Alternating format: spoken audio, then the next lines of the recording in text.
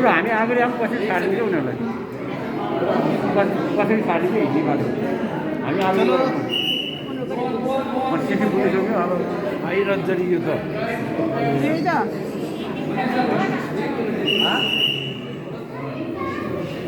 आउने मान्छे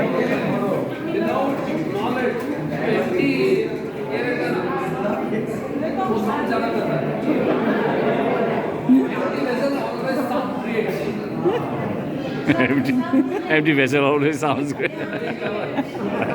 खाली भाँडा धेरै कराउँछ अरे आप महारानी देख रहे हैं, ये महारानी 7 इयर्स राज्यभार किया है। पहला विधवाओं के लिए स्टूडेंट कॉलेज ओपन किया था विधवाओं के लिए। इसका साड़ी का लेंथ 16 मीटर। यहाँ पे जो रिंग डालते हैं शादी के बाद, मैसूर में शादी के बाद रिंग डाला जाता है, वो दिखाना मना था। हमारे घर में इसका इस्तेमाल कर दिया, स्वच्छ भारत अभियान उसी घर से शुरुआत होती है।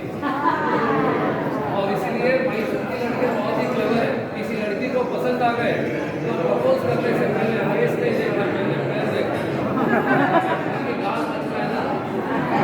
ये महारानी ही इस महल की शुरुआत किया था बनाने के लिए, इन्होंने कंप्लीट किया था। सर कंटिन्यू मार रही एमपी राज्यपाल को मैसूर की स्वर्णिम युग माना जाता है।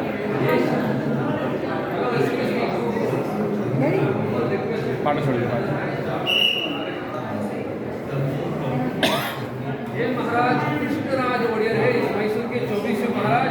एशिया में पहली बार पानी से बिजली का उत्पादन, Vrindavan dam, Hindustan athletical hospital, industrialisation सब कुछ इनकी समय पर आया। महात्मा गांधी इस राजा को राजऋषि, इस राज्य को रामराज्य, उस पीरियड को गोल्डन एरा बताया। महाराज इससे खुश नहीं हुए।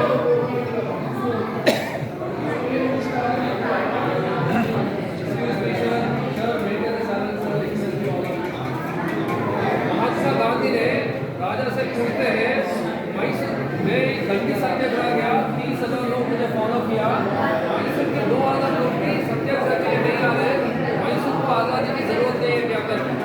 राजा ने इसके जवाब में अपने भाई को बुलाते हैं, अपना सिंहासन और अपना किरीट भाई के हाथ में सौंपकर महात्मा गांधी के पास आकर अपना पहले ऐसा समय देखते हैं। महात्मा गांधी को बोलते हैं, महात्मा गांधी जी मेरे पूरा राज्य मेरे भाई को दे दिया, आपके पीछे अभी आने के लिए रेडी हूँ। ओके, हम दोनों मिलकर कल सुबह इंडिपेंडेंस ले लेंगे अंग्रेजों से। What is day after tomorrow's plan? परसों का प्लान क्या है करके पूछा, महात्मा गांधी उत्तर नहीं दे पाए। तो महात्मा गांधी को राजा बोलते हैं, पहले देश आज़ादी क्यों होना चाहिए उसका विजन लेकर आए। देश आज़ादी के होने के बाद कैसे दिखना चाहिए लोगों में, दिलों में डालिए। तब बोलिए देश की आज़ादी क्यों चाहिए, मैसूर रेस्पॉन्ड करेगा कि नहीं करेगा।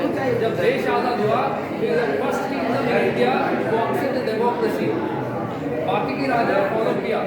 दक्षिण में ही निजाम ऑफ हैदराबाद आते थे लास्ट में, राजा पैसे के पावर के और अपनी प्रॉपर्टीज के ऊपर आइज नहीं था, लोगों की दिलचस्पी था। इसलिए मैसूर ब्रांड सिस्टम क्रिएट किया, Mysore silk, Mysore sandal, Mysore soap, Mysore paper, Mysore ink. इसलिए इंडिया में मतदान होने के बाद, वोटिंग डालने के बाद यहाँ पे इंक डालते हैं ना, वो मैसूर से ही जाता है। भनौँ न सबैले ये एक मैसूर का मैसूर पेंट्स इसका नाम है। मैसूर पेंट्स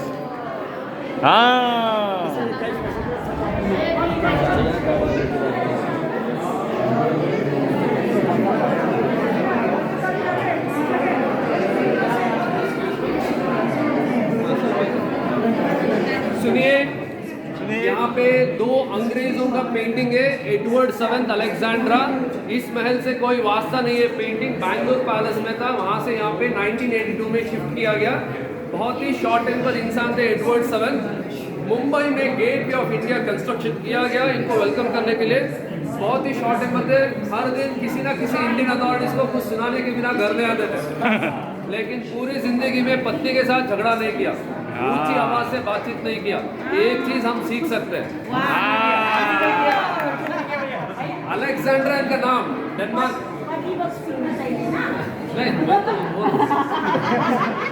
पत्नी का नाम बता देता हूँ, सुन लीजिए। पत्नी का नाम है अलेक्जेंड्रा, डेनमार्क की महारानी। पत्नी का नाम था अलेक्जेंड्रा, डेनमार्क की महारानी, बहुत ही खूबसूरत थी। पति पत्नी के बीच में प्यार इसका वजह नहीं था, बचपन से बहरी थी जो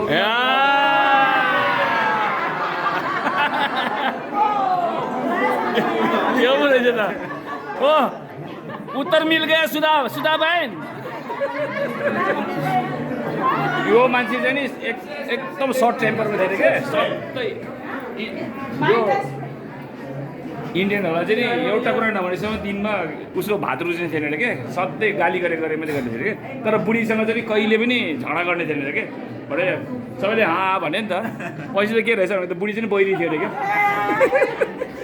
कान नसिन्ने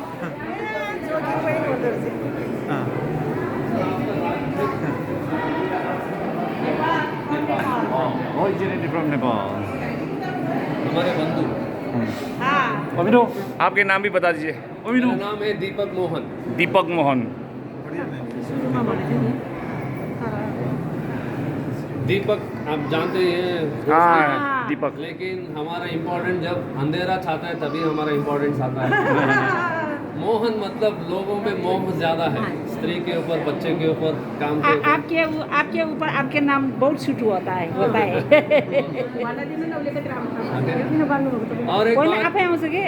और एक बात आप लोगों के लिए देखेगा, ये मैसूर में दसरा इम्पोर्टेंट रखता है, ये लोगों को जोड़ कर रखता है। जैसा एक पेड़ को जड़ होना जितना ज़रूरी है उतना ये फेस्टिवल मैसूर के लिए ज़रूरी है, क्योंकि उस ज़माने में राजा सब सोने के पालकी में जाते थे।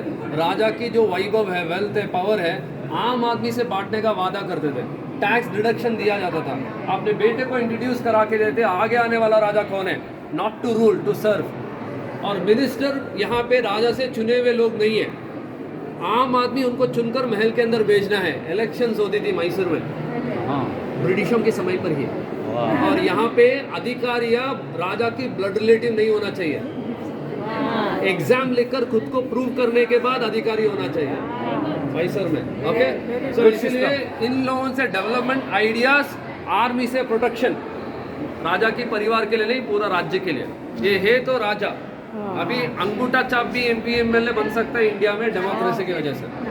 ओके सर, ये सोने के पालकी में राजा जाने की वजह आपको बताया था, वैभव को दिखाना, अपने प्रोड्यूस करा के देना, मिनिस्टर से डेवलपमेंट प्लानिंग, आर्मी से प्रोडक्शन। लेकिन आज भी इसी परेड ऐसा ही जाता है, लेकिन राजा नहीं बैठते, उसको भी छोड़ कर दिया राज परिवार ने आज़ादी के बाद। इसमें चामुंडेश्वरी की मूर्ति को लेकर जाते, जो स्टार्टिंग में आपने देखा था। ये सोने का पालकी महल में देखने वाले हैं, दिखाता हूँ। में और एक बात है, जैसा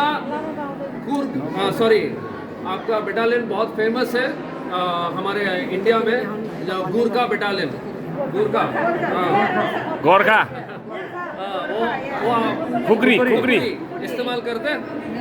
इसी तरह मैसूर में मूंछ मेंटेन किया तो सैलरी एक्स्ट्रा मिलता है। मैसूर में जैसे आपके कुकरी जितना फेमस है, साउथ में मूंछों के लिए फेमस है। ओके, उनको पॉइजनस तलवार दिया जाता है। आपकी कुकरी की तरह ही पूरा कर्नाटक में एक ही एक जगह एक परिवार इस्तेमाल करते हैं, उसको बोलते हैं कूर्ग फैमिलीज। पक्का वही कुकरी को इस्तेमाल करते हैं वो भी। ओके, हमारे इंडिया के टॉपेस्ट बैट्समैन थे एक ज़माने में, उत्तप्पा करके, सुना होगा आपने, क्रिकेट बैट्समैन उत्तप्पा करके, वो कूर्ग से ही थे। वो वहाँ पे कुकरी कॉमनली इस्तेमाल किया जाता है। और मैसूर में जिसके पास इस तरह बड़े मूंछ रहते हैं ना, एक्स्ट्रा सैलरी दिया जाता था। कर्नाटक तमिलनाडु पुलिस अभी मेंटेन कर रहा है, 480 रुपये देते हैं मूंछ मेंटेन करने के लिए। मिलिट्री में 600 से 800 रुपये दिया जाता है। होटल गेट कीपर्स को $15 से $20 दिया जाता है मूंछ मेंटेन करने के लिए एवरी मंथ मैसूर में। लेकिन एक राजा था, 30 साल राज्यभार किया, मूंछ का वैल्यू 5 करोड़ था। आपके नेपाल तक उसका नाम फेमस है। जानते हैं राजा का नाम? कभी नहीं भूलेगा, नाम था लेट वीरप्पन करके, जंगल में था। और जंगल के लिए मूंछ के लिए 5 करोड़ था उसका।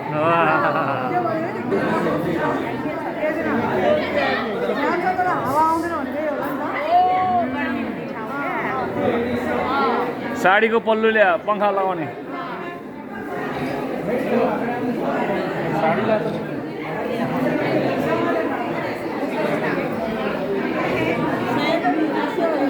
अघि नै गरिसके यहाँ।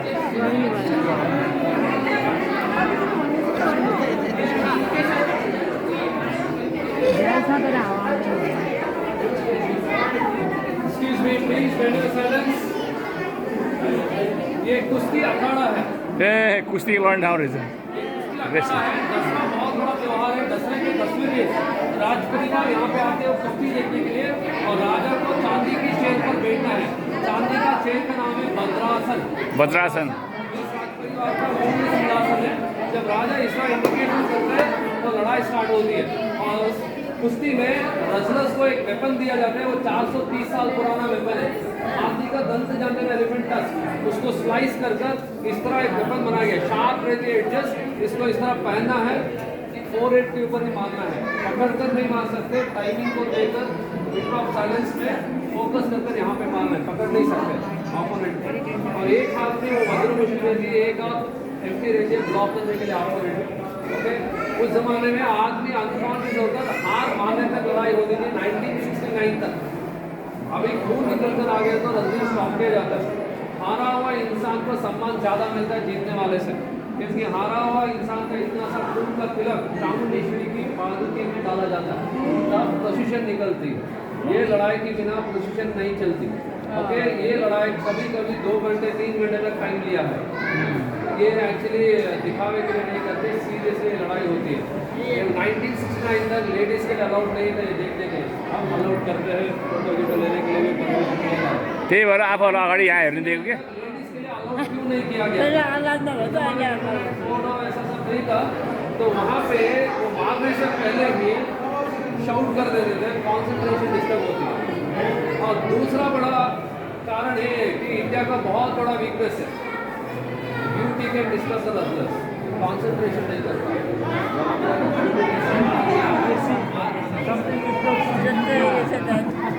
ये रानी को कोई नहीं देख सकता, जब उसे देखता हो तो एक ही बात याद आती है, राजा के दिल में कितना डर है उसमें बता। ये हर साल दसवें के टाइम पर 10 दिन के त्यौहार में 10वें दिन सुबह 8:30 बजे से लेकर 11:30 बजे के अंदर ये लड़ाई खत्म हो जाती है। हामीले टिका लगाउने बेलामा यहाँ लड्दा रहेछ क्या और एक बात, वहाँ पे शेर भी है। विजयदशमीको बेलामा दो यहाँ पे है, महल के सामने 6 है, ये सारे मेटल का है। पानी के ऑक्सीडाइज होकर कलर चेंज हुआ है। ये आर्टिस्ट का नाम था विलियम रॉबर्ट वॉल्ट। ये महल रानी ने बनाया था, ये महल इसीलिए शेर दिया है। राजा बनाया था तो शेर बोलता तो कोई भी चीज़ें कोई भी चीज़ें ऐसे नहीं रखा है, everything have a meaning and reason के साथ रखा गया महल। और चौथी बात, ये दरवाजे के राइट साइड पे लिफ्ट है, AC lift, alternative current lift. लोग मान कर जाते हैं एयर कंडीशन लिफ्ट। देखने वाले राजपूत